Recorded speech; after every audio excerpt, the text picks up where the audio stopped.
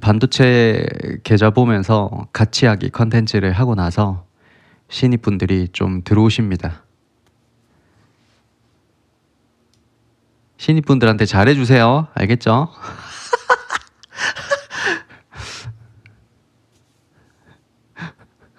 감기로 코 밑에 까졌다고요? 신입분들한테 잘해주세요. 알겠죠?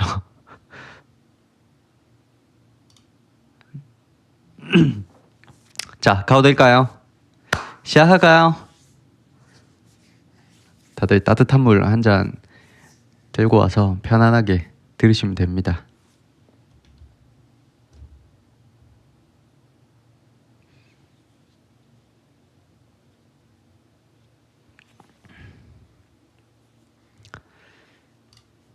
자, 가봅시다. 주식 캘린더부터 보면 오늘이죠. 오늘 SK하이닉스랑 삼성전자랑 그 다음에 테슬라, 메타, 마이크로소프트 전부 다 실적 발표를 했습니다. 테슬라 빼고는 마이크로소프트나 메타 모두 시장 예상을 웃도는 실적이 나왔습니다. 테슬라는 4분기 실적은 안 좋은데 연간 실적은 다시 테슬라는 4분기 실적이 안 좋은 게 아니고 테슬라는 4분기 실적은 오히려 잘 나왔는데 연간 실적이 살짝 감소한 정도 그 정도로 나왔습니다. 그리고 우리나라는 SK하이닉스나 삼성전자 모두 시장 예상치를 훌쩍 뛰어넘는 실적 발표를 했습니다. 삼성전자랑 SK하이닉스 이 부분은 뒤에서 다시 간략하게 다루도록 하겠습니다. 그래서 얘들 실적 발표 끝나면 이제는 뭐 별거 없습니다. 별거 없고 여러분들이 가지고 있는 종목들에 대해서 실적 발표일을 한번 검색을 해보시고 그것들만 기다리면 될 것 같아요. 그리고 2월 달에는 뭐 동계올림픽 이런 거는 주식이랑 크게 상관은 없으니까 뭐 그렇다 치면 뭐 설날도 있고 해서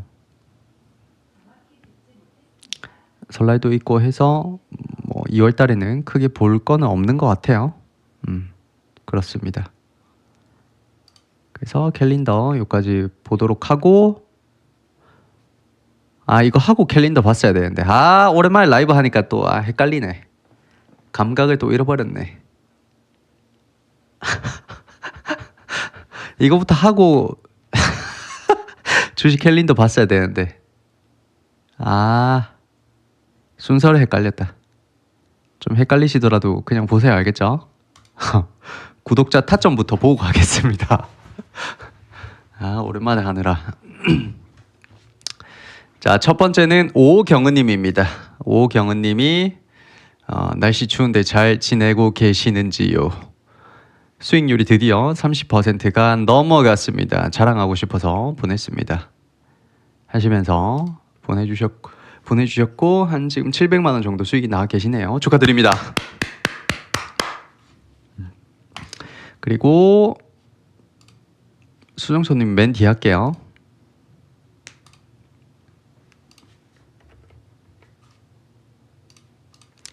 그리고 옥수님은 지금 굉장히 잘하고 계신 것 같네요. 한양디지텍. 옥수님 한양디지텍 파셨나요? 아직 안 파셨나요? 제가 안 파셨으면 40%가 넘어갔을 텐데.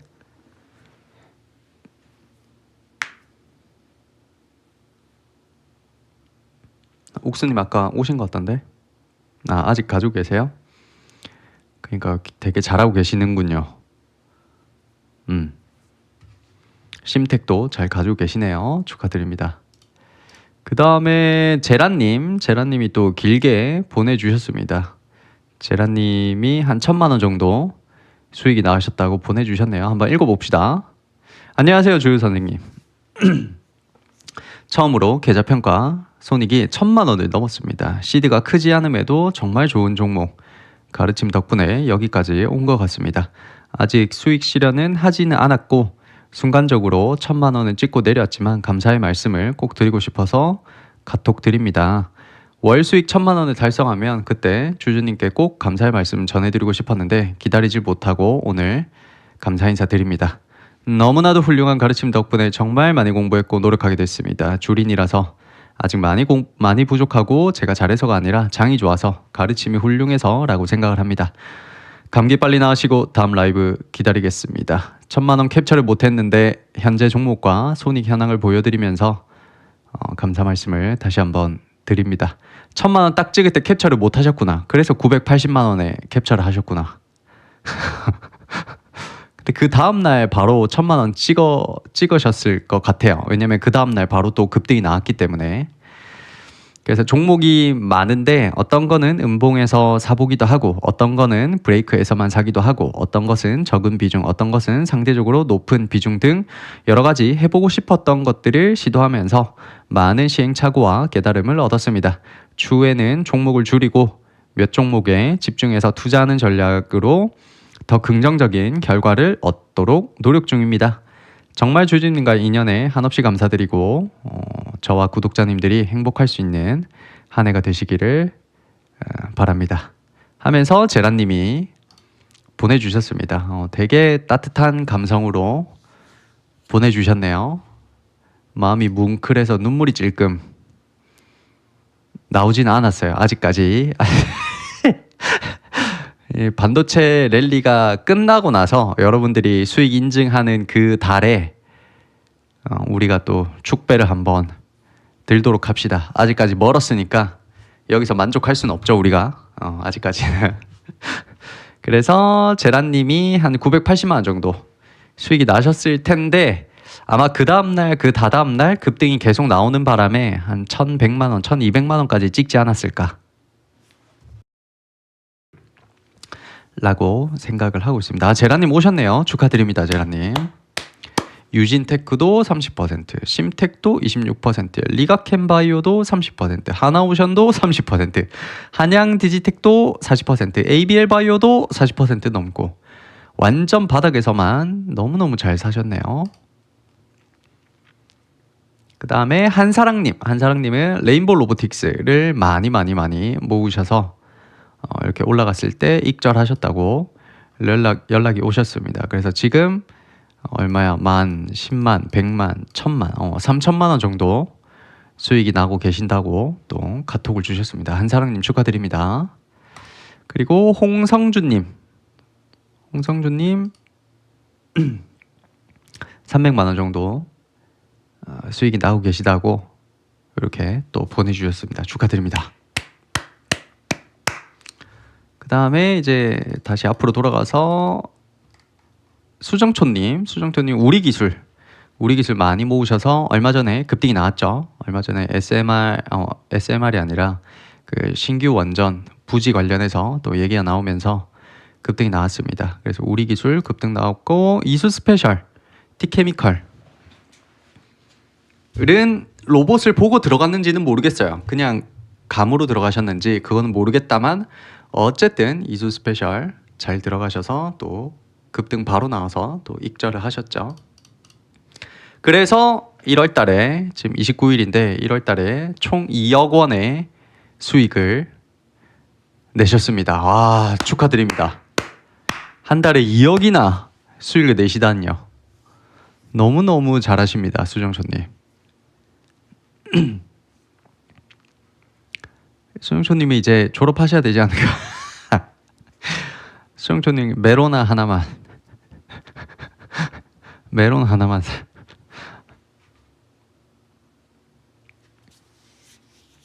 수영초님 너무너무 축하드립니다.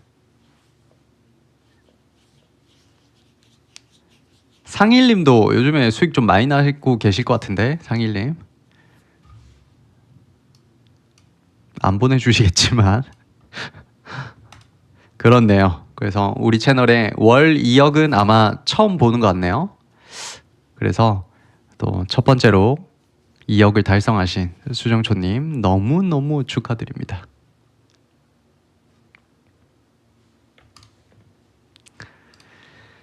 자, 다음은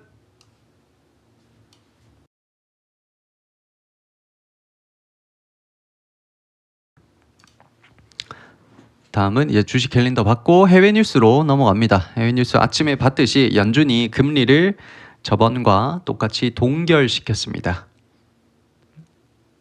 인플레 때문에 더 이상 낮출 수가 없다. 뭐 그런 식으로 해서 동결을 시켰습니다. 여기에 대해서 트럼프가 오늘 무슨 말을 할지가 조금 궁금하죠.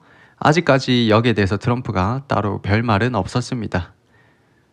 그래서 한 새벽 동안 이 파월 의장에 대해서 뭐라고 한마디 해주겠죠. 어쨌든 금리는 동결이 됐다. 계속 쭉쭉쭉 내려가고 있다가 이번에 동결됐으니까 앞으로 내리기는 조금 힘들지 않을까요? 단기적으로 내리기는 좀 힘들 것 같다. 그렇게 보고 있습니다. 그 다음에 엔비디아가 이제 소폭 상승을 했어요.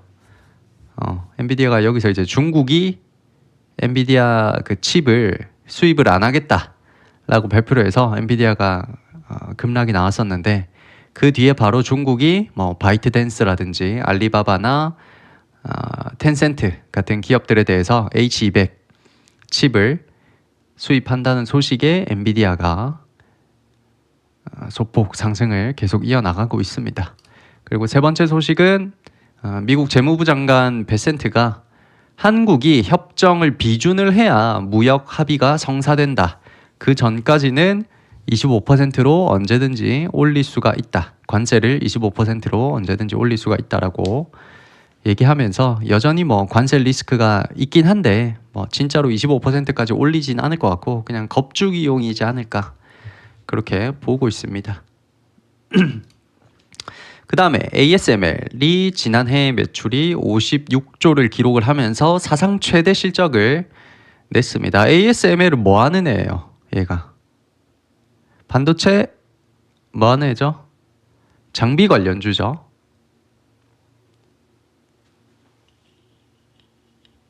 장비 관련주도 다들 알고 있죠. 그래서 분기 수주액이 시장 컨센을 거의 2배 상회하는 실적 발표를 했습니다.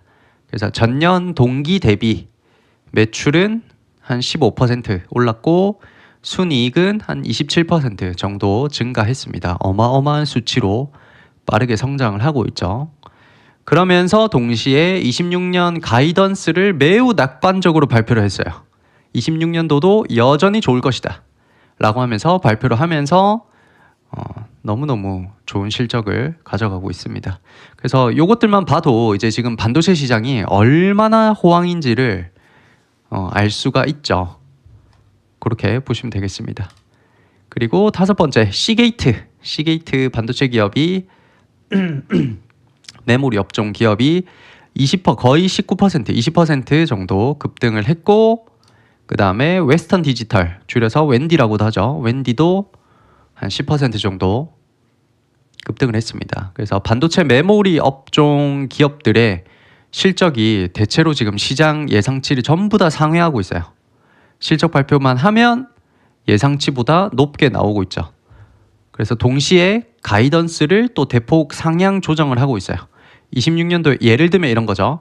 예를 들면 원래 작년 말쯤에 가이던스를 보여줄 때는 26년도에는 한 100억 정도 벌 것 같아요 라고 발표를 했다면 이제 1월, 2월쯤에 가이던스를 발표할 때는 한 170억 정도, 한 70억 더 벌 것 같은데요 이렇게 얘기를 하는 거예요.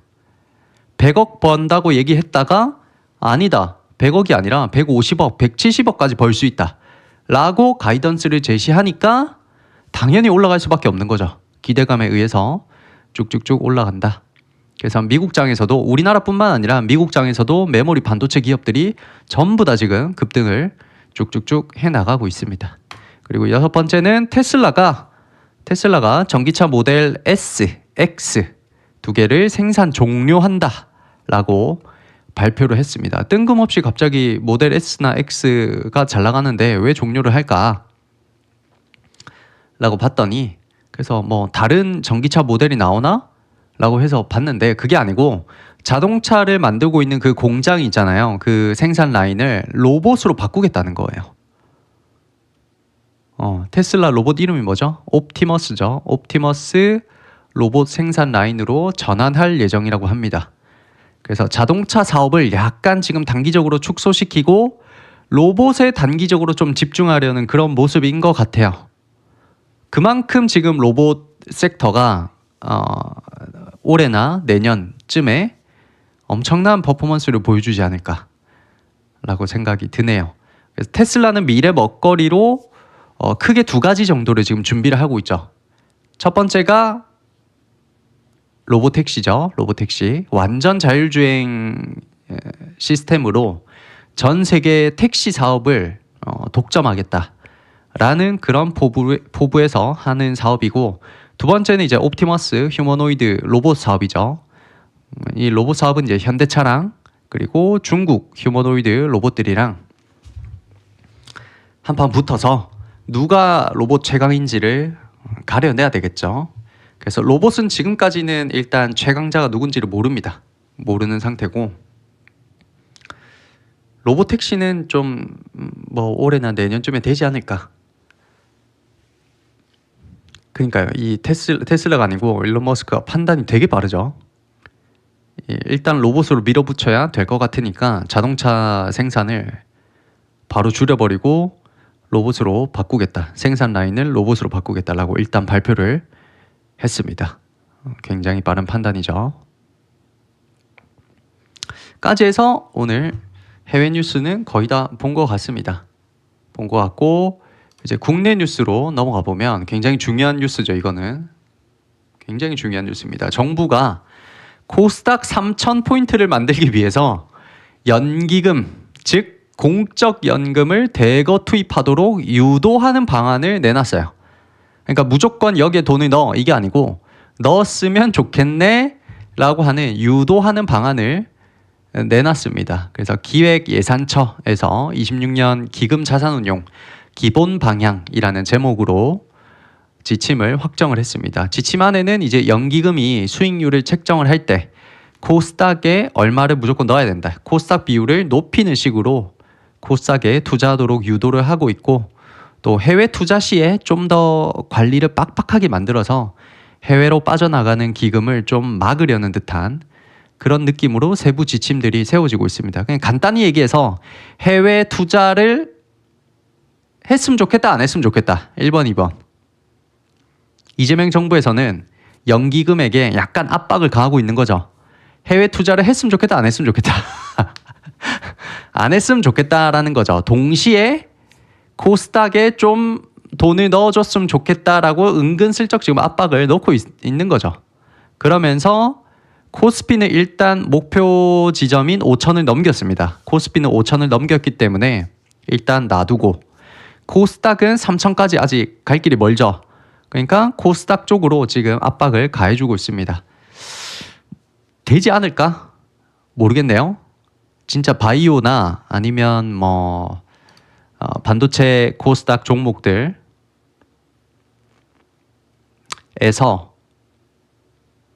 뭔가 잘 만들어가면, 그림을 잘 만들어가면 코스닥도 3천 가능하지 않을까. 일단 코스닥 3천이 되려면 무조건 바이오가 올라야 돼요. 그래서 바이오 쪽으로 봐주셔야 돼요. 진짜로 이재명 정부에서 코스닥 3천을 진심으로 밀어주려고 한다면 바이오 무조건 올라야 되거든요. 사실 우리 알고 있었잖아요. 작년에 우리 바이오 특강할 때 충분히 다뤘었죠. 내년에는 26년에는 바이오가 굉장히 좋을 가능성이 높다. 왜냐하면 이재명 정부에서 25년도 말기쯤에 계속 바이오를 밀어주려고 했거든. 그런 것들이 지금 계속 이어지고 있으니까 바이오도 너무너무 좋지 않을까라고 일단 보고 있습니다. 다음은 이제 이재명 대통령이 코스닥에서 부실 기업을 퇴출하자는 그런 관련된 발언을 했습니다.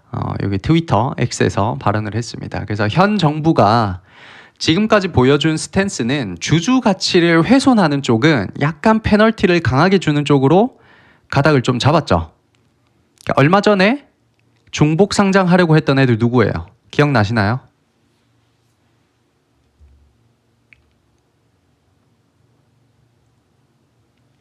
LS였죠. LS그룹이 얼마 전에 중복 상장을 하려고 했는데, 하려고 할 때 이재명 정부가 한번 해봐라, 어떻게 되는지 보여줄게 라고 하면서, 그렇게 하니까 LS 쪽에서 중복 상장을 철회를 바로 해버렸죠. 쫄아버렸죠. 그래서 결론적으로는 현 정부 아래에서는 웬만하면 4분기 그러니까 올해 그 관리 종목 지정하는 또는 상장 폐지 들어가는 그때쯤에는 웬만하면 코스닥 잡주는 안 하시는 거를 추천드려요. 강력 추천드립니다. 좀 위험해요. 제가 볼 때. 그러니까 다른 정부에서 하는 것보다 훨씬 더 페널티를 강하게 줄 가능성이 높아서 이 거래소에서도 약간 눈치를 보겠죠. 그래서 관리 종목에 아슬아슬하게 안 들어갈 애도 들어갈 수가 있어요.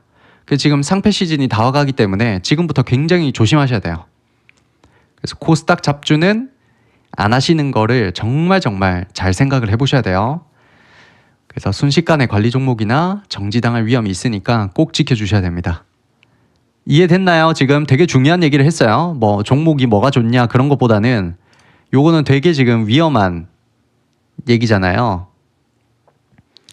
내가 무슨 뭐 코스닥 500억, 600억짜리 잡주에 많이 들어가 있다 하시면 손절을 조금 하시더라도 빼시는 게 좋아 보입니다. 솔직히. 이거 어떻게 될지 모르거든요. 한번 잘못 걸렸을 때는 그대로 정지나 뭐 관리 종목으로 선정이 될 수 있어서 조심은 하셔야 됩니다. 됐죠? 그 다음에 이제 반도체에서 오늘 시장 변동성이 좀 컸습니다. 장중에 아침은 아니고 한 시작하고 나서 한 30분, 1시간 있다가 한꺼번에 다 밀렸죠. 반도체 애들이 한꺼번에 급락이 다 밀렸다가 딱 반 정도 회복하는 그런 모습을 보였습니다. 특히 기판 쪽에서는 회복세가 더뎠죠. 더딘 채로 큰 하락으로 이어졌고 그럼에도 이제 소부장 쪽에서는 양봉으로 끝난 종목들이 그래도 꽤 많습니다. 됐죠? 그래서 SK하이닉스가 오늘 실적 발표를 했죠. 삼성전자랑 함께. 그래서 한번 살펴보면 4분기만 살펴보면 약 32조 8천억 원 정도 벌었고 영업이익은 약 19조 정도로 역대 최고치를 찍었습니다. 대단합니다. 삼성전자 4분기가 영업이익이 20억이에요. 근데 매출은 90조예요. 잘 생각해 보세요. 삼성전자는 4분기에 90조를 매출액을 내고 20조의 영업이익을 얻었어요. 근데 SK하이닉스는 4분기에 매출액이 32조밖에 안 되는데 영업이익이 19조예요. 이게 말이 되나? 이게 말이 됩니까? 영업이익률이 지금 50%가 넘어가죠. 전대미문에 지금 말이 안 되는 수치가 나오고 있단 말이에요. 이게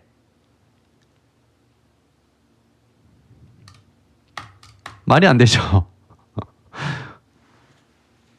그래서 25년도 4분기까지 지금 발표가 됐으니까 연간 실적 전체 25년도 전체 연간 실적이 한 97조 정도 나왔고 24년도 전체 연간 실적 대비해서 47% 정도 증가를 했고 영업이익은 25년도 연간 영업이익이 47조 정도 나왔고 전년 대비해서 101% 정도 증가를 했습니다. 그리고 영업이익률이 58%를 찍었어요. 말이 안 되죠. 이런 기업이 우리나라에 있다는 것 자체가 축복이죠. 그 정도로 미친 듯한 실적 발표를 했습니다. 그리고 삼성전자로 넘어갑니다. 삼성전자가 4분기에 약 93조 8천억 원 정도 벌었고 영업이익은 20조 정도 벌었습니다. 영업이익만 따지면 4분기에 지금 SK하이닉스나 삼성전자나 거의 1조 차이밖에 안 나기 때문에 뭐 아주 크진 않지만 매출액 대비 영업이익을 따져봤을 때는 SK하이닉스가 압도적인 효율을 보여주고 있죠.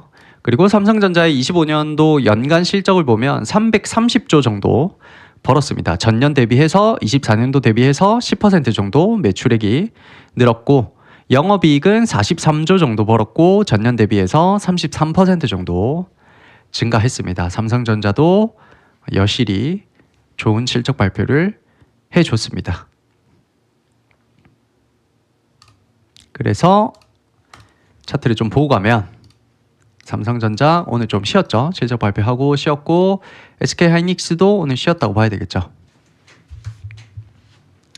쉬었다고 봐야 되고, 반도체 장비 관련해서는 뭐 한미 반도체는 좋았는데 뭐 제주 반도체나 유진테크, 원익 IPS, 테스 전부 다 변동성이 엄청 심했어요. 아침에 쭉 올랐다가 순간적으로 내리꽂으면서 거의 다 반납을 했다고 봐야 되겠죠. 거의 다 반납을 했고, PSK도 그렇고 그렇네요. 그래서 반도체 장비주들은 거의 뭐 보합이나 아니면 뭐 2% 3% 정도 오르고 말았다.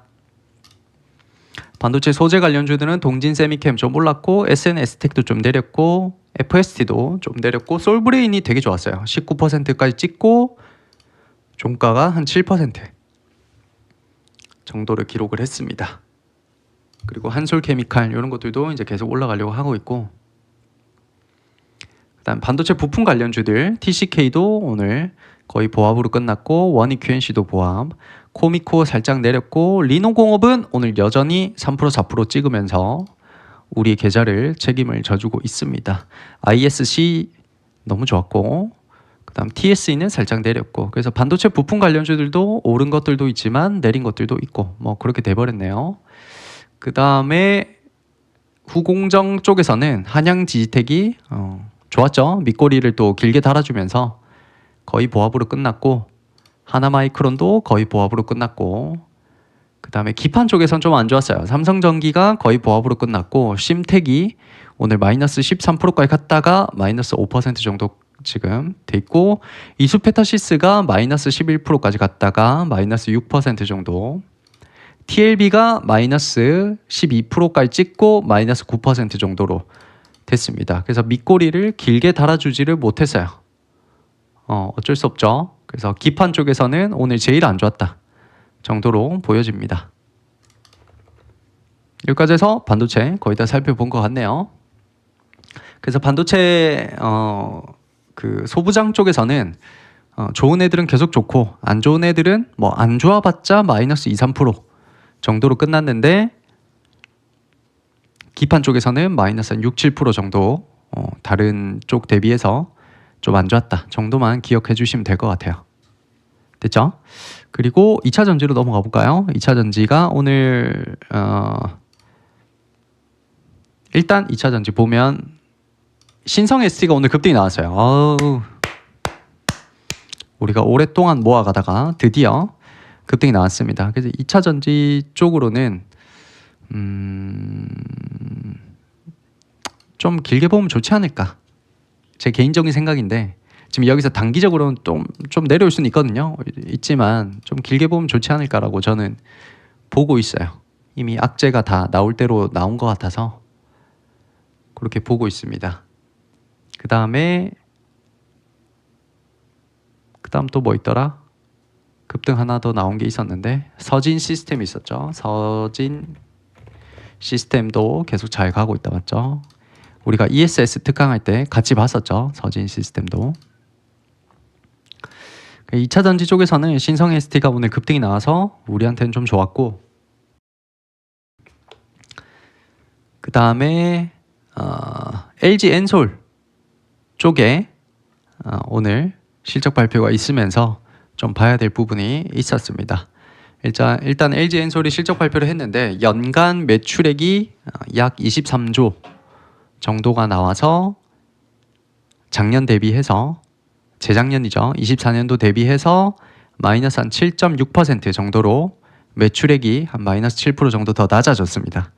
그런데 연간 영업이익이 약 1조 3천억 원 정도로 24년도 대비해서 오히려 130%가 늘었어요. 이상하지 않나요? 뭔가 이상함을 못 느끼겠나요? 이런 것들은 일단 숫자가 이상하죠. 그러니까 직관적으로 이해가 되지가 않는 숫자가 나온 거죠. 맞나요?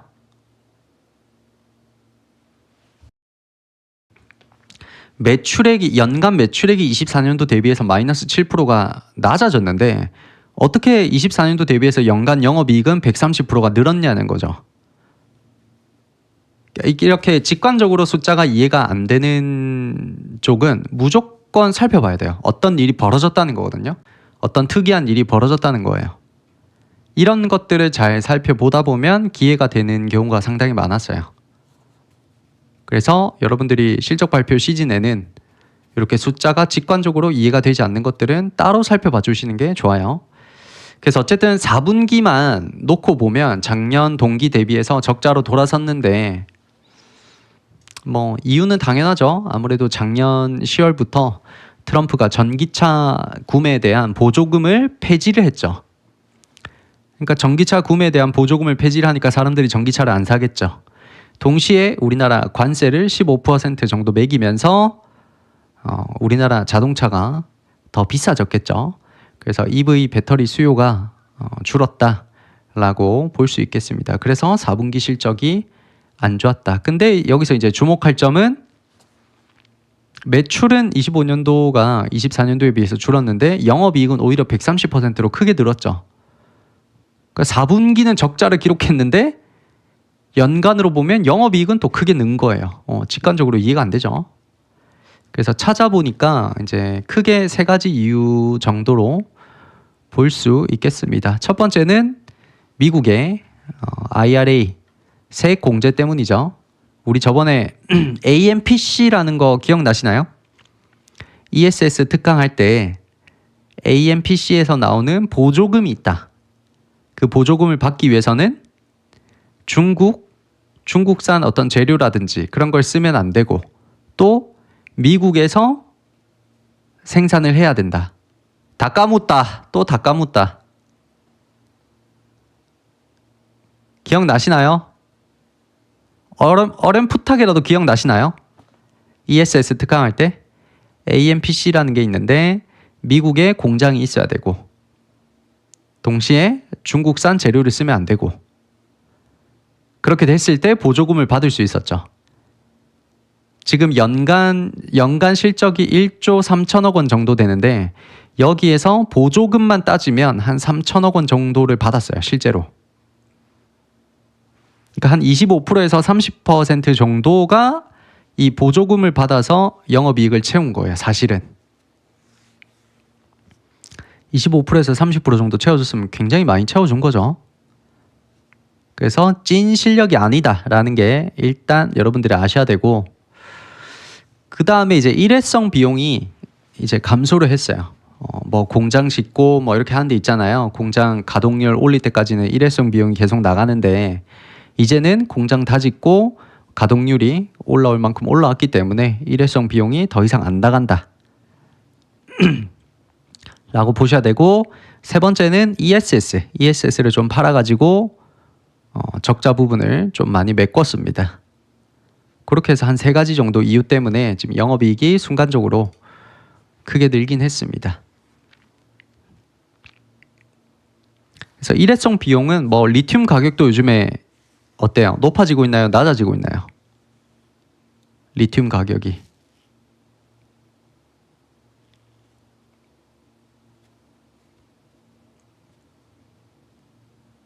요즘에 높아지고 있는데 이제 바닥 한번 찍었죠. 그러니까 6개월 정도만 보면 내려올 만큼 내려온 상태에서 살짝 올라가고 있는 거죠. 맞나요? 그래서 리튬 가격도 한 1년 사이에 보면 많이 하락을 했어요. 그래서 배터리 만드는 데 들어가는 재료에 대한 비용도 많이 하락을 했고 그 다음에 이제 공장 가동률도 올라가니까 캐펙스 쪽에 나갈 돈이 이제 다 나간 거죠. 그래서 일회성 비용이 점점 하락하는 형태고 ESS로 적자를 좀 메꿨다. 그래서 보조금 받고 일회성 비용이 하락을 하고 ESS로 전환을 하면서 이렇게 크게 세 가지 이유로 영업이익이 좋게 나왔다. 결론적으로 어떤 사업적인 경쟁력 부분에서 좋아졌다고 보긴 어려워요. 그렇게 해서 돈을 많이 벌었다고 보긴 어렵고 뭐 그럼에도 불구하고 EV용 악재는 다 나온 것 같죠. 전기차용 악재는 거의 다 나온 것 같고 앞으로는 ESS 쪽 캐파가 점점 커질 테니까 뭐 2차 전지 업황이 그렇게 나쁘진 않을 것 같아요. 제 생각인데 솔직히 그렇게 나쁘진 않을 것 같아요. 그래서 오늘 LG 엔솔이 컨콜을 했습니다. 기업 설명회죠.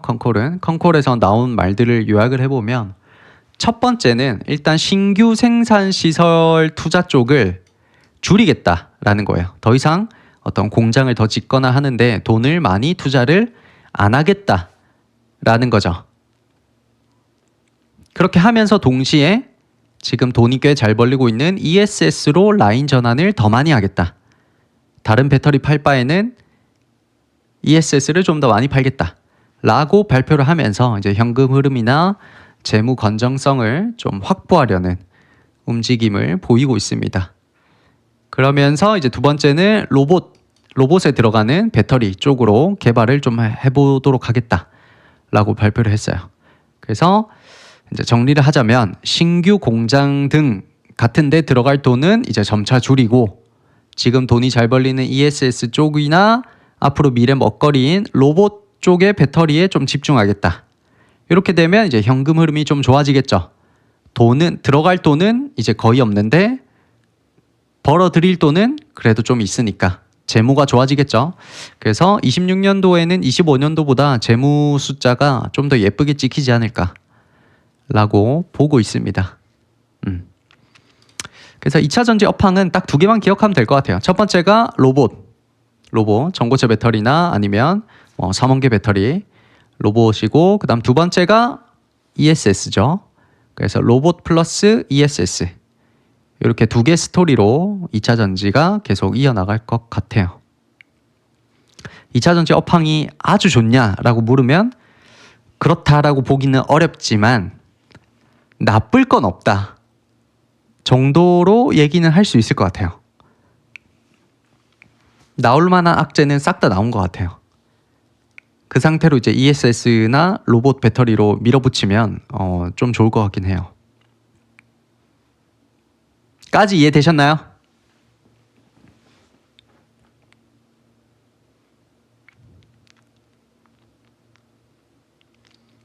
ESS는 우리 생각한 것보다 지금 반응이 조금 늦게 오긴 했지만 이제부터 약간 반응이 오고 있죠. 전고체 배터리 때문에 모멘텀이 한번 생기면서 ESS로 밀어붙이니까 지금 2차 전지가 계속 올라가고 있는 그런 상황입니다. 신성 ST도 오랜만에 10몇 % 급등을 해주면서 우리한테는 지금 해피한 상황이 돼버렸죠.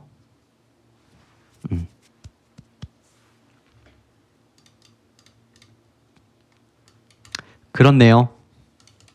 까지 해서 국내 뉴스까지 다 본 것 같아요. 오늘 제일 중요한 뉴스들은 다 살펴본 것 같습니다.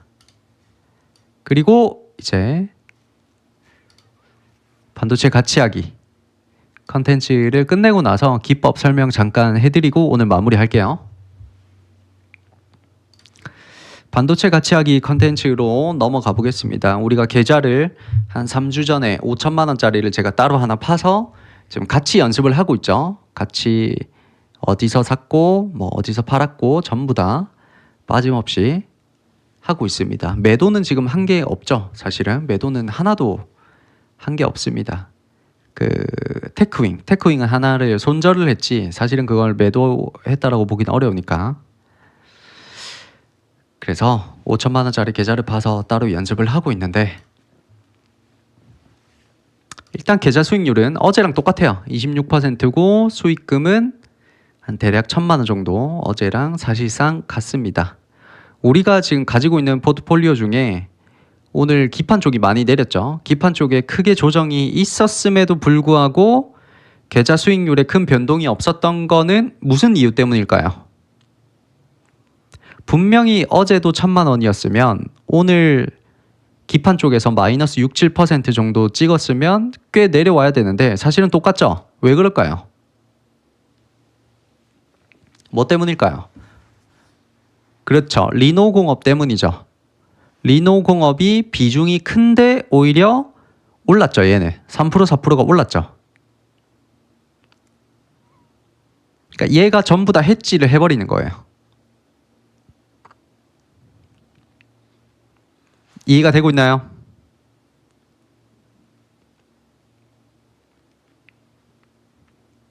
그래서 이런 경험이 사실은 많을 거예요. 앞으로 여러분들이 매매를 할 때 뭐 이렇게까지 우리가 지금 분산을 하는 거는 일부러 우리가 연습을 하기 위해서 분산을 많이 하는 거지 실제로 한 3종목 정도 가져가겠죠. 그러면 한 종목이 압도적인 성과를 내면서 다른 종목들의 실수를 다 커버 쳐줄 수 있는 그런 느낌으로 매매가 될 가능성이 높아요, 실제로. 그래서 비중이 제일 많이 들어간 쪽에서 수익률이 제일 높기 때문에 계좌 수익률이 다른 종목에서 급락이 나온다 하더라도 계좌 수익률이 내려가지도 않고 총 손익도 거의 내려가지 않고 해지를 해주는 그런 상황이다 정도로 보시면 될 것 같아요. 그래서 며칠간 지금 급등이 나오고 있는데 새롭게 매수하거나 추가적으로 매수한 종목은 하나도 없습니다. 비중을 추가한 것도 하나도 없고 새로운 종목도 하나도 없습니다. 그래서 지금 이 급등세가 어느 정도 잠잠해져야만 다시 비중을 더 채우든지 할 수 있을 것 같아요. 그래서 현재로서는 그냥 가지고 있는 물량 그대로 가져가시면 되겠습니다. 질문 있나요? 요 질문 몇 가지 받고 기법 설명 잠깐 하고 오늘 마무리하겠습니다.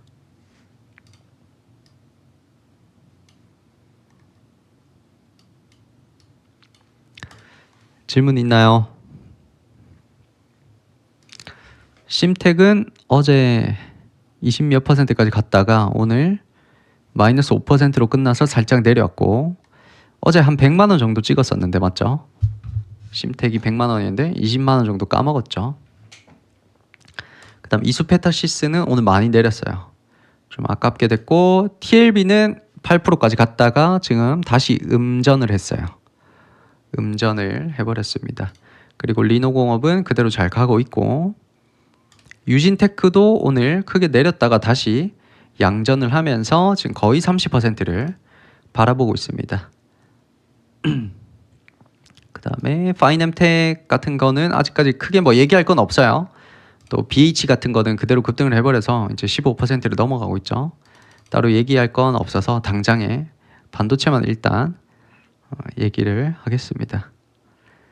지금 현금만 들고 있고 반도체 주식이 없는데 내려올 때까지 기다려야 한다. 그쵸? 내려올 때까지 기다릴 수밖에 없죠. 아니면 트레이딩 관점으로 들어가셔야 돼요. 트레이딩에 자신이 좀 있으시면 그렇게 해도 상관없습니다.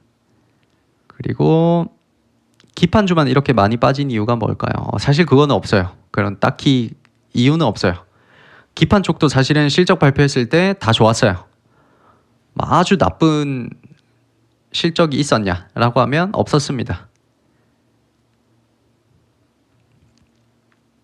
그래서 기판 쪽만 많이 빠진 이유는 솔직히 모르겠다. TLB가 조금 아쉽죠. TLB만 좀 올라와 준다면 지금 전부 다 우리가 생각한 대로 다 가고 있는데 TLB가 조금 애를 먹이고 있습니다. 이것 때문에 우리가 바스켓으로 담은 거죠. 뭐가 제일 갈지 모르기 때문에. 참 이제 신기한 게 이런 거죠. 요 자리에서만 봤을 때는 제일 애를 먹이던 게 심택이었죠. 맞나요? 여기서 우리가 심택을 마이너스 한 18%까지 두드러 맞았단 말이죠. 근데 시간이 지나다 보니까 얘가 또 효자 종목이 돼버렸죠. 이런 게 참 주식이 재밌는 거죠. 제일 싫어했던 애들이 제일 효자 종목으로 바뀌어버리고 그 당시에는 제일 괜찮았던 종목이 지금은 올라갈 때 다 같이 올라가지를 못하니까 그대로 마이너스 1% 2%대 머물고 있는 그런 모습입니다. 그리고 이수페타시스도 생각보다 지금 빨리 못 올라가고 있고 유진테크 같이 우리가 비중을 많이 못 담은 종목에서 또 올라가 버리니까 또 아쉽죠. 또 아쉽죠.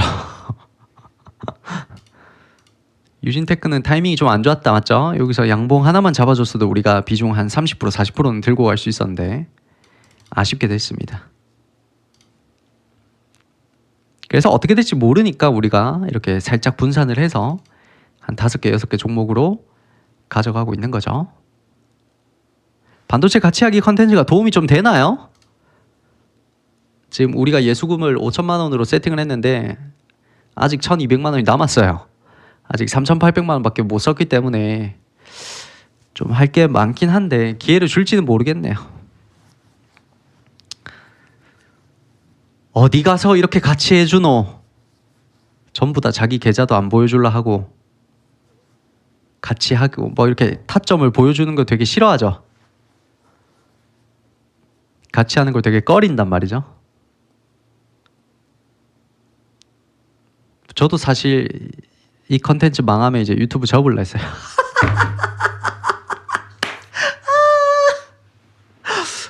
반도체 같이 하기 이 컨텐츠 망하면 유튜브 접어야 되겠다. 더 이상 유튜브를 할 의미가 없다 했는데 당연히 결과가 좋을 줄 알았어요. 무조건 결과가 좋을 줄 알았기 때문에 시작을 한 거예요. 누가 보더라도 반도체는 그냥 솔직히 그냥 사놓고 기다리기만 해도 올라갈 게 뻔했기 때문에 뭐 할 수밖에 없었던 그런 컨텐츠였습니다.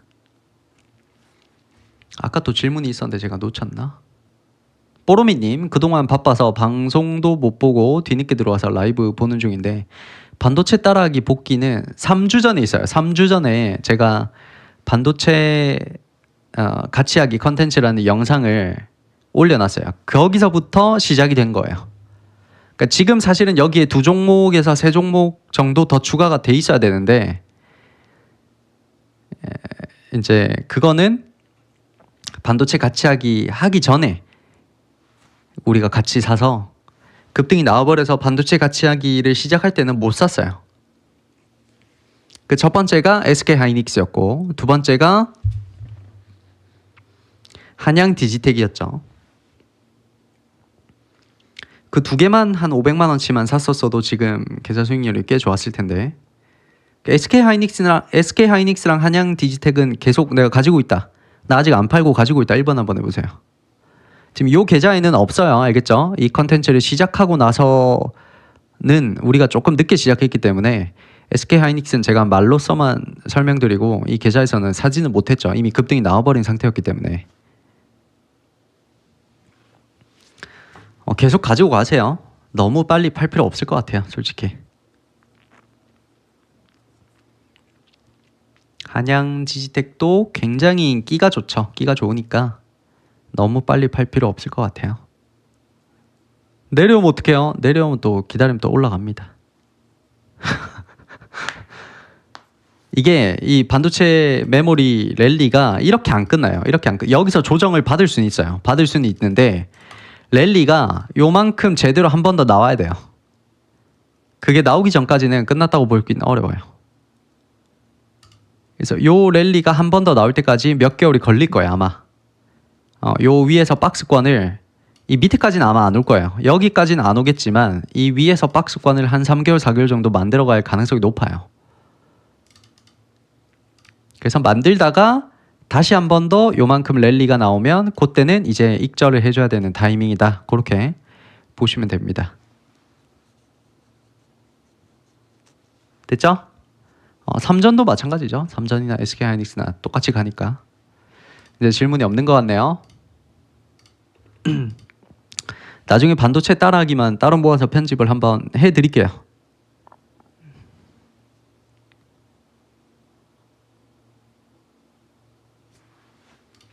됐죠? 그 다음에 이제 기법으로 넘어가 보겠습니다. 리노공업에 대해서 여러분들이 이거를 왜 여기서 샀느냐 라는 부분에 대해서 또 많이들 궁금해 하시더라고요.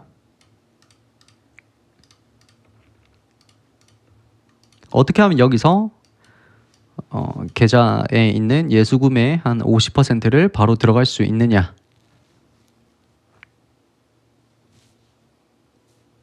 라고 궁금해 하셨습니다. 맞나요? 저한테 카톡을 많이 보내주시더라고요. 리노공업 타점에 대해서 설명 좀 해주세요. 이렇게.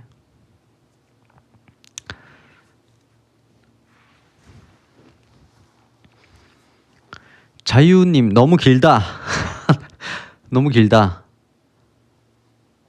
저한테 카톡 보내주세요. 카톡 보내주시거나 아니면 메일로 보내주세요. 여기서 답변 드리기엔 너무 길어서 다른 분들께 살짝 피해가 될 수 있으니까 아시겠죠? 카톡이나 메일 주시면 제가 답변 드리겠습니다. 일단 리노공업을 여기서 들어갈 수 있었던 이유는 이제 초인 매매죠. 초인 매매.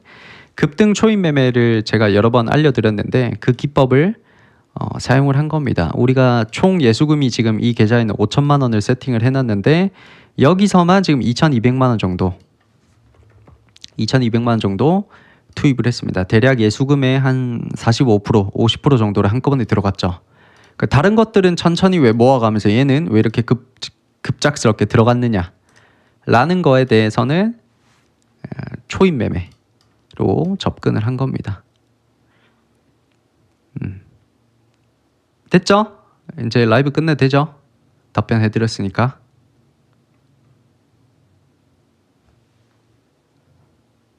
다 해소가 되셨죠?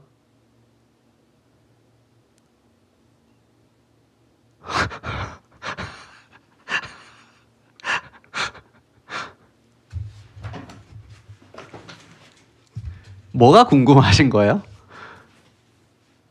도대체 뭐가 궁금하신 거예요, 여기서?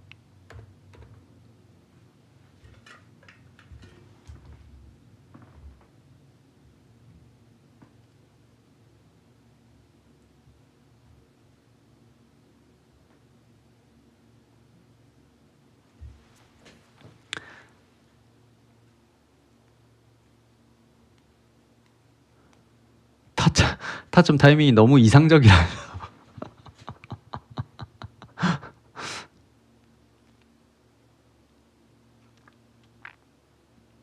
어떻게 초입인 줄 알고.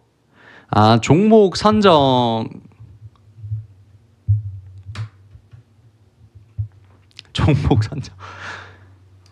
일단 첫 번째 종목 선정이랑 두 번째 타점에 대해서 설명을 드리면 되겠다. 맞죠?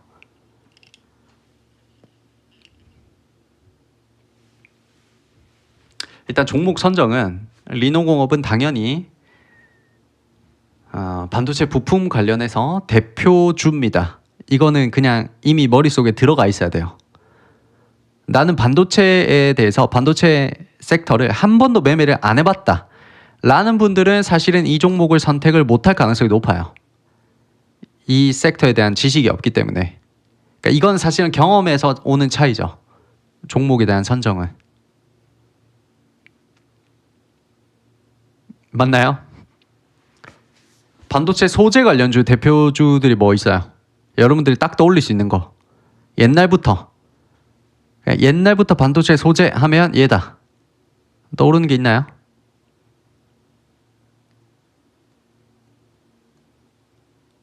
하나머티리얼즈, 솔브레인, 그쵸? 이런 것들. 대표주들은 따로 이거를 뭔가 이게 왜 이게 대표주예요? 라는 질문 자체가 이상하죠. 얘가 왜 대표주인데요? 그게 아니고 그냥 대표주예요. 이건 그냥 경험이에요. 이 섹터를 경험을 해봤냐 안 해봤냐의 그 차이예요. 반도체 부품 관련주도 리노공업, ISC, TSE 이렇게 딱 나와야 돼요. 머릿속에서. TCK 이렇게.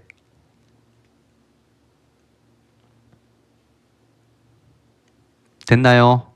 그래서 선택을 한 거고 대표주고 일단 돈도 굉장히 잘 벌고 원래도 돈을 잘 벌고 하니까 됐죠? 그렇게 선정을 했었고 그 다음에 이제 차트를 봐야 되는 거죠. 차트 볼 때 이제 보통은 급등 직전에는 여기서 들어 올려놓고 밀리지 않죠. 들어 올리고 밀리지 않은 상태로 저점과 고점을 살짝씩 올려가면서 이렇게 왔다리 갔다리 하다가 쑥 올라가는 그런 느낌이죠. 맞나요? 리노공업이 만약에 이 자리에서 이렇게 내려왔다. 그러면 트레이딩으로 안 들어가고 어떻게 했을까요, 우리가? 리노공업이 여기서 만약에 양봉이 안 나오고 이렇게 내려올 수 있잖아요. 모아가기로 접근을 했겠죠, 무조건. 근데 그게 아니라 얘가 차트가 그냥 이렇게 진행이 되니까 어쩔 수 없이 이렇게 할 수밖에 없었던 거예요. 이건 내가 선택할 수 있는 게 아니에요.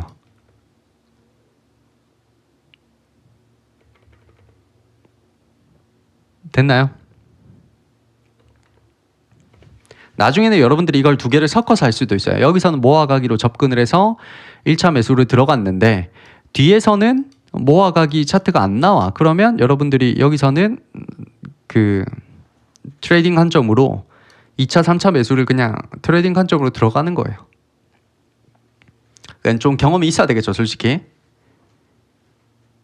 그래서 보통은 이제 이런 차트를 건드릴 때는 한번 올려놓고 전고점 부근에서 저점과 고점을 살짝씩 계속 올려가면서 밀리지 않죠.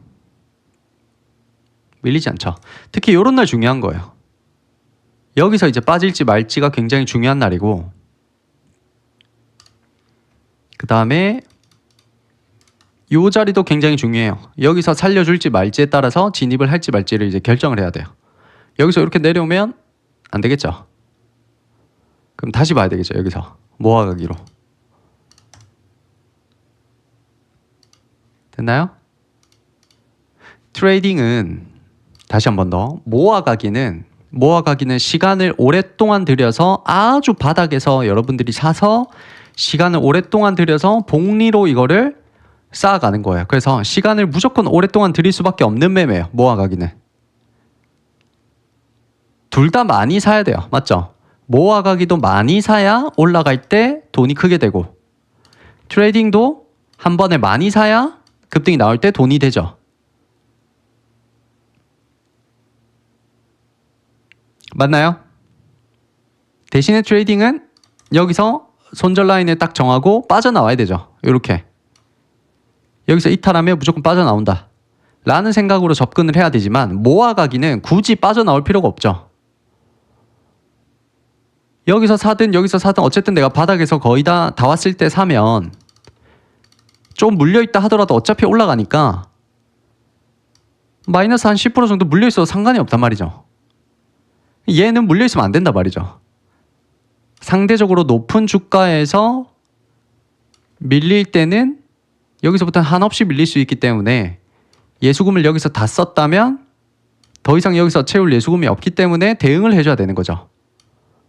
이 자리에서는. 이해되고 있나요? 어렵나요? 너무 어렵나? 여기처럼 밀리면 안 돼요. 들어 올려놓고 여기서 밀리면 안 돼. 안 밀린 상태로 주가 진행이 돼야 돼요. 그래야 들어갈 수 있어요. 트레이딩으로 들어가려면. 여기서 밀려버렸잖아요. 그럼 시간이 좀 걸리겠죠. 이렇게 다시 올라올 때까지. 이렇게 여기서 지금 다시 올라왔어요. 그럼 여기서 밀리면 안 되죠. 주가가 여기까지 밀리면 다시 봐야 돼요. 근데 주가가 밀릴지 안 밀릴지를 알아야 몰라요. 모른단 말이에요. 그러니까 뒤를 봐야 돼. 이렇게. 주가가 안 밀려. 뭐지? 또 급락이 나왔네? 여기서부터 또 밀릴라나? 안 밀리네? 바로 산 거예요. 그 다음 날도 떠서 출발했는데 또 양봉으로 끝났죠. 이거 안 밀리겠다. 이거 주가 진행이 여기서 진행되다가 그대로 급등 나오겠다 라고 판단을 하는 거죠. 어렵죠. 어려워요. 이거는 완전히 단타 쪽에, 약간 단기 매매 쪽에 성격이 있기 때문에 직장인들은 솔직히 그렇게 잘 하지는 못해요. 이걸 계속 보고 있어야 돼요. 여기서 무너지면 바로 튀어나와야 되기 때문에 어디 가지도 못하고 계속 보고 있어야 돼요. 여기서 손절 라인 정해두고 컴퓨터 앞에서 계속 보고 있어야 돼요. 그러니까 눈알이 빠지고 어렵지. 경험이 없으면 더 어려워 보이고. 좀 더 쉬운 예시 또 딴 거 할게. 당겨. 너무 어렵다 이거. 너무 어렵다. 오케이, 요거 해보자. 요게 지금 솔브레인이에요. 솔브레인. 여기도 지금 올려놨죠. 정고점 부근에서 올려놨단 말이죠. 올려놓고 밀리면 돼요, 안 돼요? 밀릴지 말지 어떻게 알아요? 몰라. 맞죠?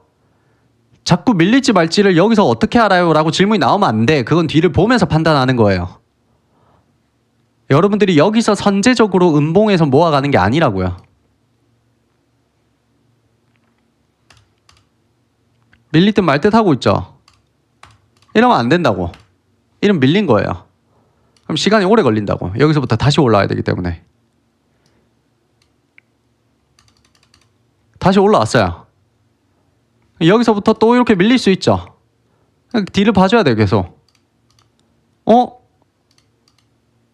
밀릴 수 있죠. 밀릴 수 있죠. 어?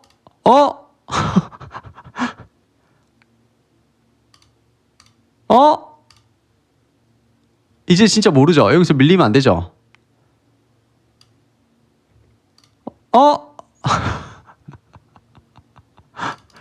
이렇게 되는 거예요. 그럼 적절한 타이밍은 대충 이 정도로 보여지죠. 맞나요? 여기서 들어 올려놓고 전고점에서 매물 소화하고 안 밀려야 돼요. 밀리면 안 돼. 여기서 밀리면 그냥 다시 올라와야 돼요. 안 밀리는 상황으로 저점과 고점을 계속 높여가야 돼요. 그러면 급등 나와요. 보통 이럴 때 들어가면 돼요. 너무 재면 안 돼요. 너무 재지 말고 보통 여기선 저는 손절 라인 이렇게 끊고 바로 들어가는 거예요. 이거 어차피 해봤자 마이너스 한 6, 7%밖에 안 돼요. 마이너스 6, 7% 안에서도 한 2번 정도 산다고 치면 종가에서 한번 때리고 밑으로 내려오면 요 정도에서 종가배수 요 정도에서 걸어놓고 또 사면 한 2번 정도 살 수 있어요. 그래도 여러 번 사지는 못해요. 얘들은 생각보다 빠르게 주가 형성이 되기 때문에. 이렇게 올라가면 끝난 거예요. 이제 놓친 거예요. 매수 그 급소를 놓친 거예요. 매수 급선을 요 정도예요. 요 정도. 여기랑 차이점이 느껴진다. 1번 한번 해보세요.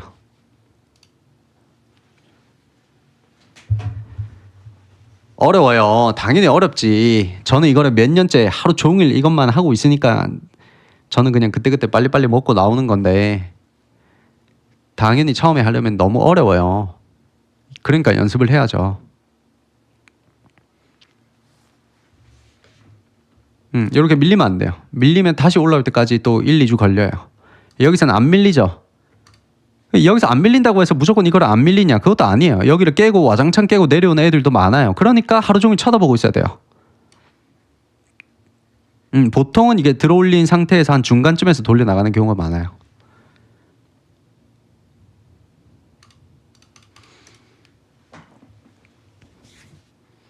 됐나요? 그래서 실제로 리노공업을 제가 안 샀다면 후보군이 몇 개가 있었어요.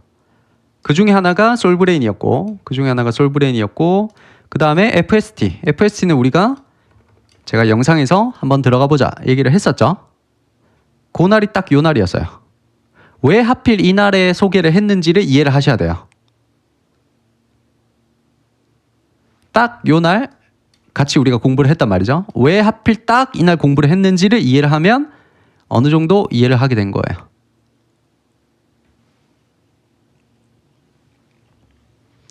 됐나요? 여기서 이제 밀렸죠. 밀리고 다시 자리 잡고 들어 올렸죠. 정고점 부근에서 들어 올려놓고 안 밀려야 돼요. 여기서 이렇게 밀리면 안 돼요. 그러니까 이런 날이 되게 중요한 날이에요. 여기서부터 밀릴지 말지를 이제는 결정을 해야 되니까. 이러면 안 되죠. 근데 이렇게 올라와요. 이렇게 되는 거. 이렇게 되는 거예요. 저점과 고점을 살짝씩 계속 높여가고 있죠.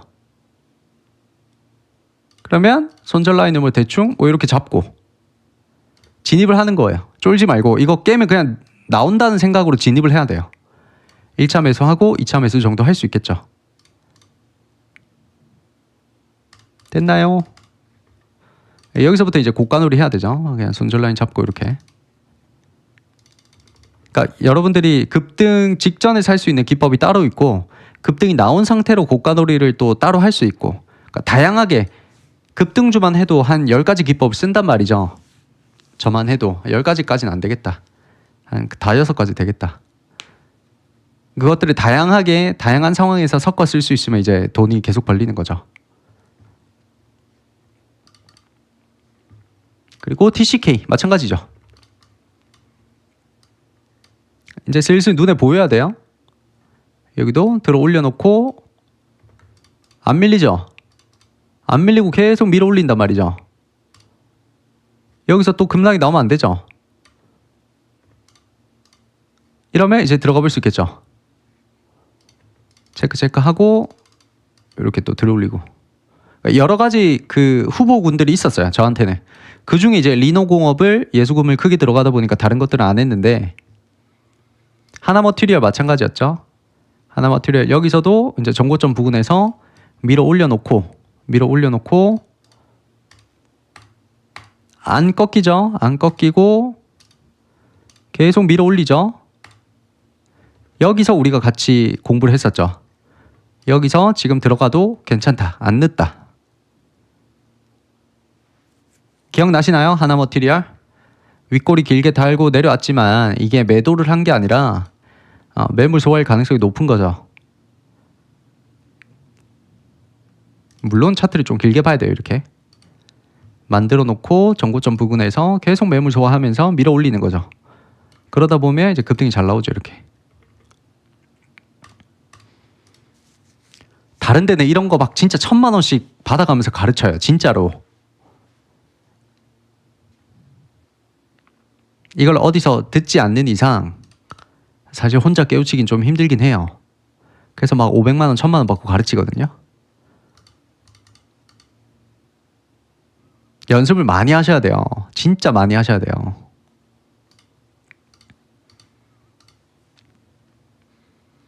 그럼 지금 이제 그런 차트가 진행되는 것들을 한번 찾아보면 2차 전지 쪽에서 조금 있죠. 한중 NCS도 마찬가지고. 한중 NCS도 이제 여기서 안 밀려야 되겠죠. 안 밀리고 계속 내려왔다가 들어올렸다가 하기 시작하면 이제 올라가겠죠. 그렇게 될 수 있고 LG 엔솔도 마찬가지죠. LG 엔솔도 지금 일단 들어올려 놓고 안 밀려요. 맞죠? 안 밀려요. 이 자리에서 안 밀리기 시작하면 이제 한번 들어올리겠죠. 그 다음에 이제 전력기기 쪽에서는 HD 현대일렉트릭도 지금 실적 발표를 앞두고 실적 발표 했나? 안 했죠? 실적 발표 안 했죠 아직. 실적 발표를 안 했기 때문에 실적 발표 앞두고 지금 차트를 만들어 놓은 상태죠. 지금 전고점에서 여기서 지금 들어 올렸죠. 들어 올려 놓고 여기서 원래는 꺾여야 되는데 안 꺾이고 계속 얘가 버티고 있단 말이죠. 여기서 이제 안 밀려야 돼요. 이 자리를 안 밀리고 계속 주가 진행이 되면 급등이 한번 나올 거예요. 그 다음에 일진전기 마찬가지로 들어 올려놓고 안 밀리죠. 지금 안 밀리고 이 자리에서 계속 밀어 올리다 보면 급등 한번 나오겠죠. 산일전기 마찬가지죠. 그러니까 계속 좋은 것만 보면 좋은 게 눈에 보인단 말이에요.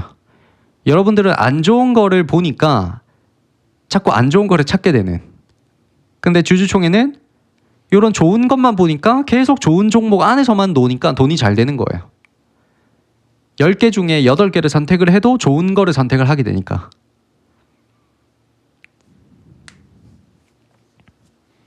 어디까지나 이 기법에 한해서 라는 거죠. 무조건 이 기법만 쓰지도 않고 모아가기도 굉장히 많이 하고 급등 직전에는 또 베팅 한번 해서 크게 먹기도 하고 까지 해서 기법도 설명을 다 드렸습니다. 이렇게 해서 오늘 마무리하면 되겠죠. 고생하셨습니다.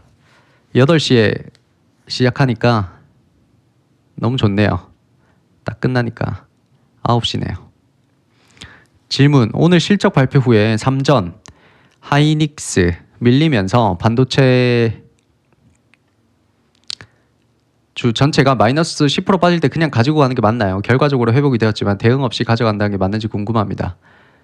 장기적으로 올라간다고 생각되지만 대응 후 다시 매수하는 게 어떤지 궁금합니다. 그거는 이제 뭐랄까 마음은 이해는 되는데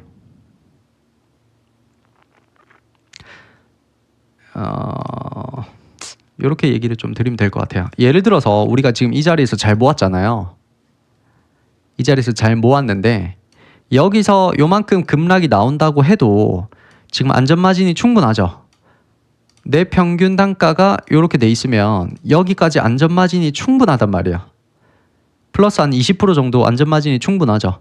그럴 때는 너무 성급하게 대응할 필요가 없죠. 어차피 장기적으로 보면 올라갈 건데 여기서 내가 팔았는데 다시 들어갈 수 있는 진입 자리를 안 줄 가능성도 생각을 해봐야 된다는 거죠.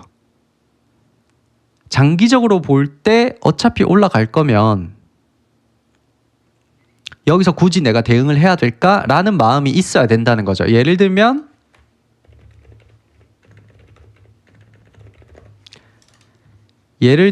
여기서 산 사람이 있어요. 하나오션을 지금 이 동그라미 자리에서 어떻게 하다가 잘 얻어 걸려서 이 동그라미 이 네모 자리에서 샀어요. 맞나요? 그러면 이렇게 급락이 나오는 날 팔아야 될까? 이거를 대응을 했다가 다시 들어가면 되지 않나요? 라는 게 너무 결과론적으로 끼워 맞춘다는 거죠. 내가 좋은 자리에서 이미 선점을 했다면 여기서 요만큼 올라왔을 때는 플러스 150%가 찍혔는데 한 달 정도 기다려 보니까 조정이 나와서 벌써 88%까지 내려왔어요. 제 말이 이해가 되나요? 이 꼭대기까지 올라갔을 때는 플러스 150%까지 찍혔다가 조정을 받다 보니 플러스 80%까지 내려왔어요. 마음이 너무 아프죠? 이해한단 말이죠. 마음이 너무 아픈 거 이해한단 말이죠. 그러나 장기적인 관점을 내가 가지고 있다면 굳이 여기서 대응을 안 하고 그냥 가져가기만 해도 이게 300%가 된단 말이죠. 이거는 경험하지 않으면 제 말이 무슨 말인지 몰라요.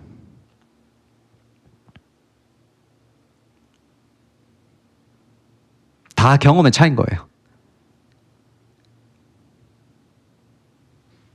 이 한양 디지텍이나 우리가 가지고 있는 뭐 심텍 이런 것들이 지금 여기서만 보면 뭔가 주가가 많이 올라온 것 같고 굉장히 뭔가 빨리빨리 내가 여기서 샀다 팔았다를 해야 될 것 같지만 이게 나중에 6개월 뒤를 한번 보세요. 이 주가가 안 보일 정도로 이 주가가 보이지도 않을 정도로 더 위에 있을 거예요.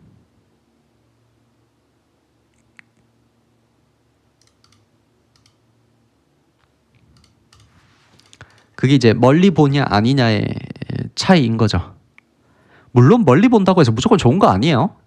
내가 애초에 들어갈 때부터 나는 짧게 보겠다. 나는 딱 20%만 먹고 나오겠다라고 하면 그냥 익절하고 나오는 거예요. 근데 멀리 본다고 생각하고 들어갔는데 여기서 대응을 할까 말까 하는 거는 어불성설이라는 거죠.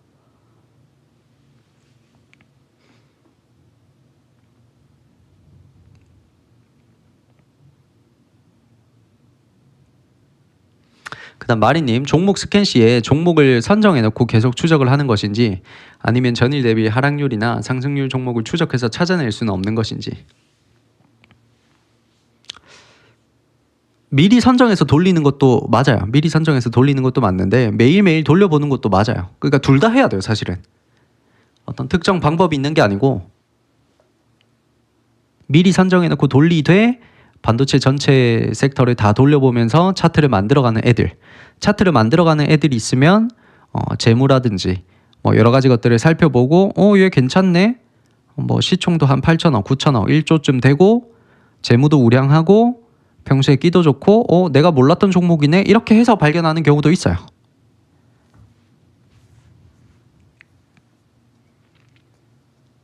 그리고 자유님 질문. 거래대금, 거래량, 시총이 크게 실리지 않은 상태에서 상승하는 종목이라도 위치가 좋다고 판단되면 시총, 거래대금이나 거래량이 다소 부족하더라도 매매를 하시는지는 보통 안 해요. 보통은 시총이나 좀 이렇게 우량해야 들어가는 편입니다. 그러니까 가벼운 종목에서 20% 벌래, 우량한 종목에서 10% 벌래라고 하면 저는 무조건 우량한 종목에서 10%를 더 추구하는 편이에요.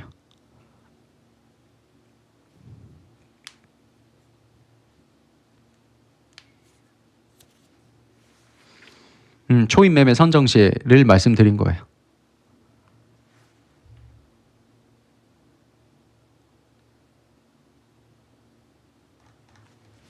어렵죠? 어려워요. 돈 벌기가 쉬운 게 아니죠. 어렵습니다. 펩트론 보면서 여러분들 무슨 생각하셨어요? 나 여기서 본절 처리했다. 1번 한번 해보세요. 솔직하게 얘기해보세요. 나 이거 진짜 잘 모아가다가 여기서 본절에 나왔다. 1번 한번 해보세요.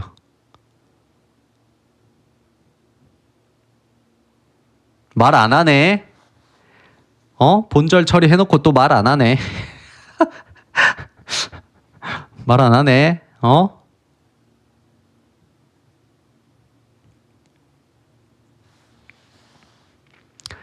여기서 본절 처리하신 분들은 한번 피드백을 한번 잘 해보세요. 내가 왜 본절에 나왔을까?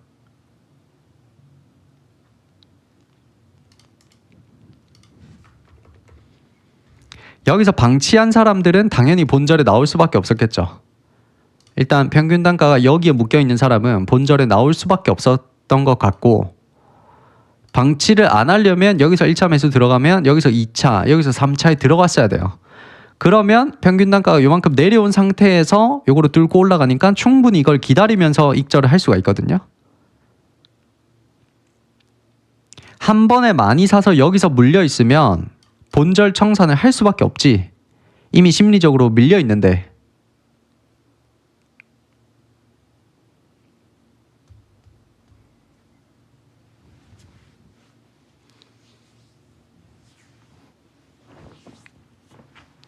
돈은 못 벌어도 내가 1년 전이랑 내 투자 철학 자체가 많이 달라지고 있다라는 생각은 드셔야 돼요. 내가 지금 당장에 수익은 안 나. 그럴 수도 있죠. 근데 내가 1년 전에 사고하던 방식과 지금 전혀 다른 매매를 하고 있다라는 게 느껴지면 그래도 괜찮아요.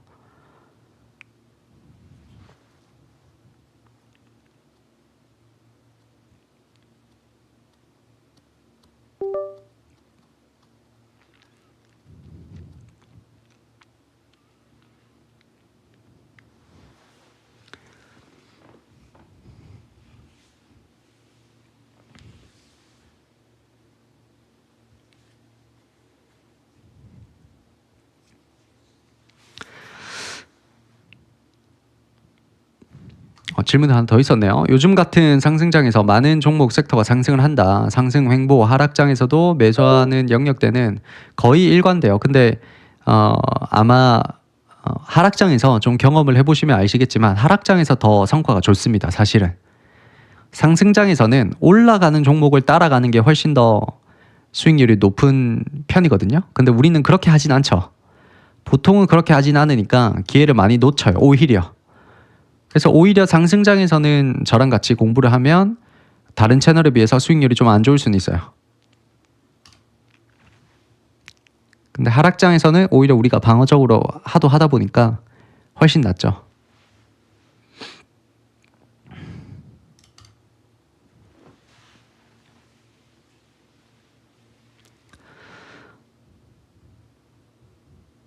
또 질문이 이제 없네. 진짜 끝냅시다. 고생하셨습니다. 요건 다시 보기 살려둘 테니까 여러 번 보시고. 바란다님, 본절 처리하고 다시 들어갈 때 비중을 어떻게 들어가야 될까요? 본절 처리하고 다시 들어간다는 게 어떤 거죠? 이렇게 물려 있다가 다시 본절 처리하고 들어간다는 건가요? 아마 못 들어갈걸요? 이렇게 여기서 본절된 상태에서 더 이상 올라가 버리면 들어가기 어렵죠.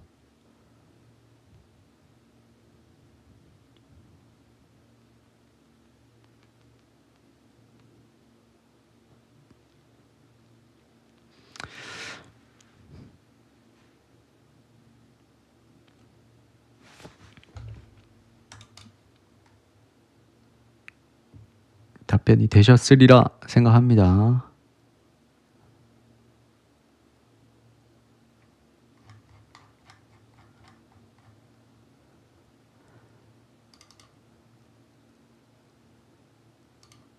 손절 라인 터치할 때 그냥 조금 보긴 보죠. 손절 라인 터치할 때 살짝 보다가 그래도 못 올라가겠다 하면 그냥 팔고 나오는 거죠. 그래서 손절 라인에 딱 걸어두진 않고 그냥 보고 있어요. 저는 실시간으로 보면서 하기 때문에.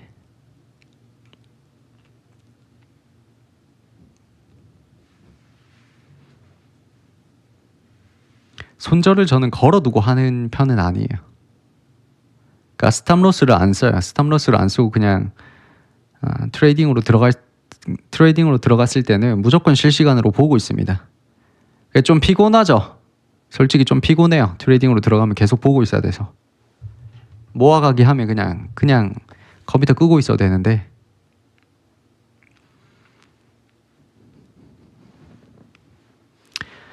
맞아요. 지금 시장이 좋을 때는 초입 매매를 연습을 좀 많이 해보세요. 이 시장에 맞게끔 기법을 연습을 해야 되기 때문에.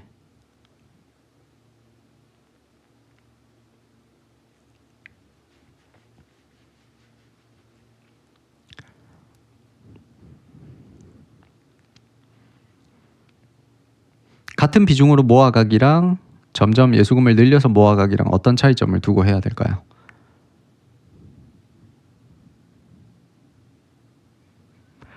보통 이제 정석적으로 하면 1차 배수를 조금 작게 들어가고 2차, 3차 배수를 많이 들어가는 게 맞죠. 밑에서 더 많이 모으는 게 더 효율적이니까.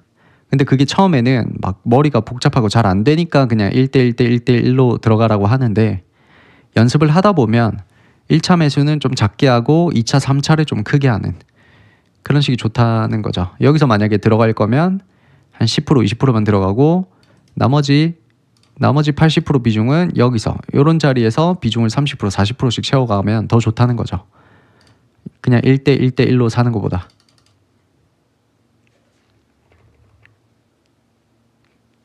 문제는 이제 1차 매수 하자마자 날아가는 경우에는 어쩔 수 없어요.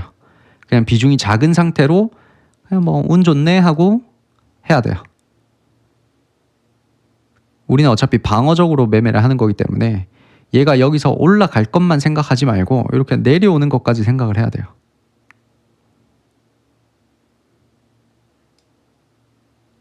그렇죠. 유진테크도 우리가 1차 매수 하자마자 날아가 버렸잖아요. 그럼 조금 아쉽죠.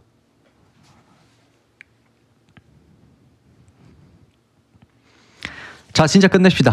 오랜만에 라이브를 해서 2시간은 못하겠어요. 체력이 안 된다. 이것도 매일 하는 버릇이 있어야 되는데. 자, 고생하셨고 내일 또 영상으로 찾아뵙겠습니다.